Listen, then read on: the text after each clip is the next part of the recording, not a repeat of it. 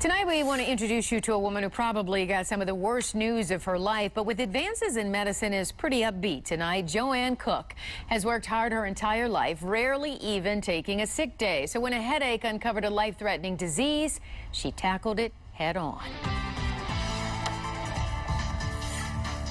The whole staff is using it. If you sit and talk to Joanne Cook, she's really a bundle of joy.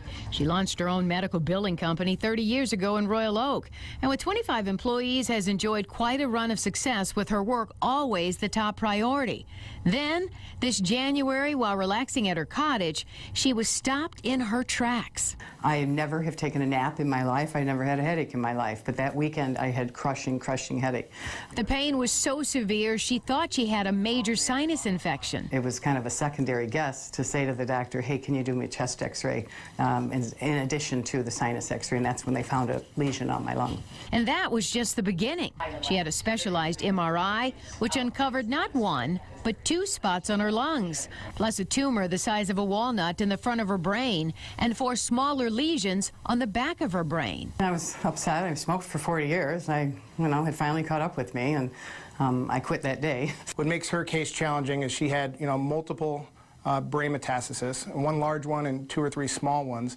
And traditionally when people have multiple mets, we don't really have a lot to offer them outside of whole brain radiation. Joanne told us, with whole brain radiation, her options were over. If cancer came back in that location, there was nothing doctors could do about it. Instead, her tumor was removed surgically from the front of her brain. The others were destroyed individually. They did what they call a radiofrequency stereotactic surgery. So they blew them up? They take radio beam and they shoot you. Each lesion they shoot you.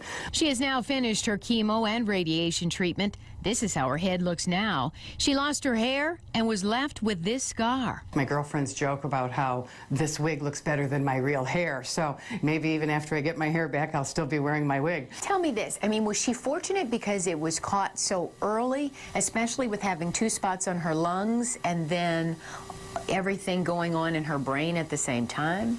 Yeah, it's interesting. Sometimes people present with just 1 tumor to the brain. Sometimes they have multiple tumors in the brain. I think she was fortunate in that we caught it when there was only 2 or 3 tumors that were problematic. We were able to get to the large one quite easily. Everything's going great. My hair hasn't grown back yet. This is my fake wig. Dr. Ryan Barrett, a neurosurgeon at St. John Providence, performed Joanne's surgery.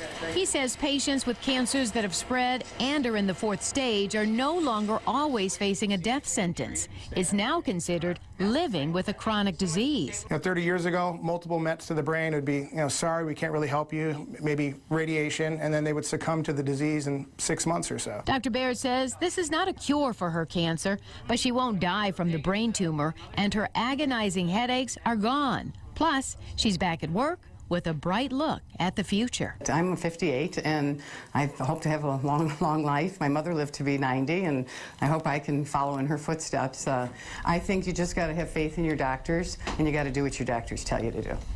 Boy, she has a great attitude. Dr. Baird could not tell me what caused the onset of Joanne's cancer, but he said smoking is a major risk factor. After 40 years of smoking, Joanne says no one could tell her to quit until she got sick. Her message to anyone still lighting up: stop it now. It could save your life. You don't want a warning shot like that to learn that lesson. No, you don't. Pay attention to those headaches, too. I'm glad she did. Absolutely. All right.